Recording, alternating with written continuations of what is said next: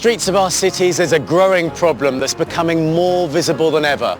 Homelessness. Today is Homeless Sunday, a day when churches around the country unite to find practical ways of offering help. And I'm joining my church on their regular 4 a.m. tea run here in London. Welcome to Songs of Praise.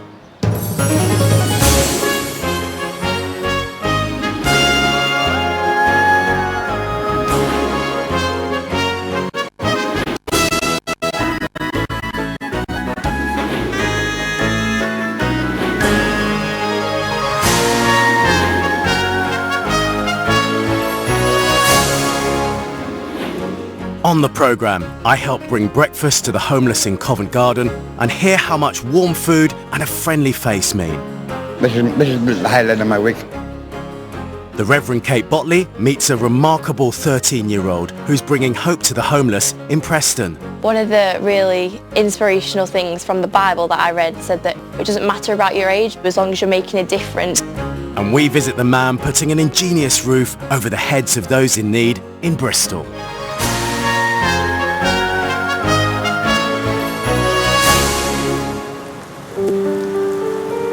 January is one of the hardest months to be living on the streets.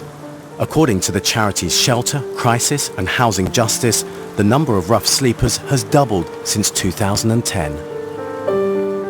Increasingly, it's churches who are offering the help that's so desperately needed, not just here in London, but all over the UK. And our music comes from right across the country, offering words of hope and reassurance that God's love is for all. And we start with a hymn that's based on Psalm 23, "The King of Love, my shepherd is."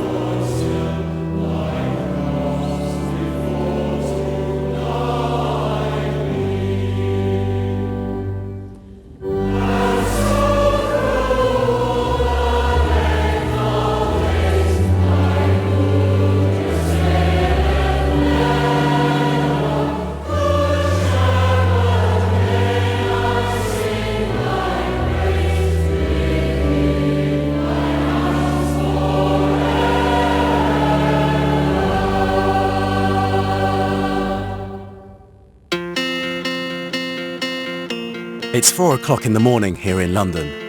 A little bit earlier than I'm used to getting up, but my daughter Lily and I have come to join volunteers from our church, All Souls in London, on the Saturday morning tea run. Now, we've done this before, so we know what we're letting ourselves in for, but I'd forgotten how cold it gets, Lily.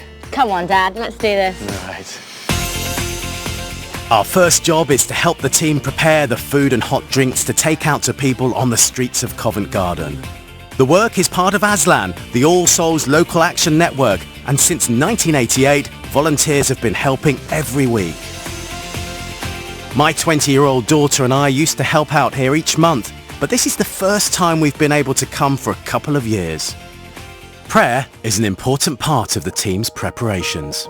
We know through the love of God that there is hope. Whatever circumstances that they've got, that you can give them hope. Thank you. By 4:45, the van is fully loaded up and we head off to Covent Garden in central London.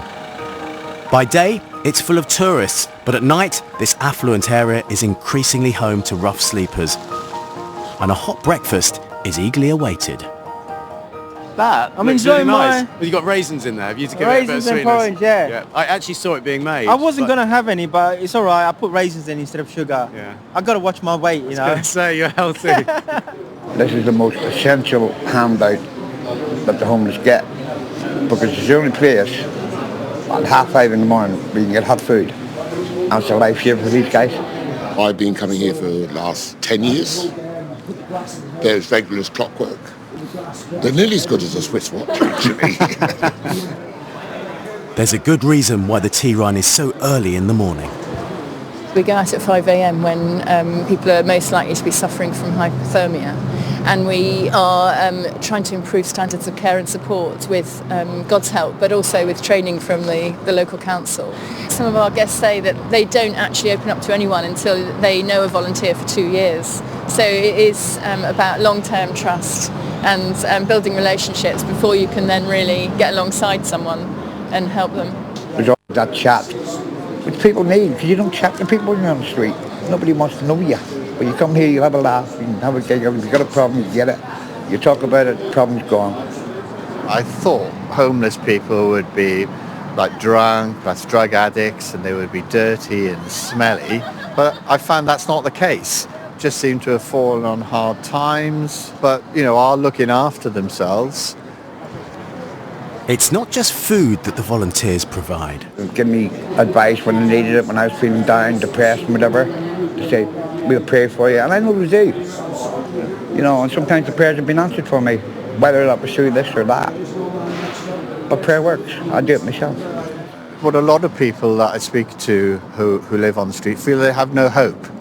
And if we read the Bible, we see, if we trust in God, he doesn't say we're going to have an easy time in our life, but if we can believe in him and cast our cares onto him, then, you know, by grace, you know, we are saved.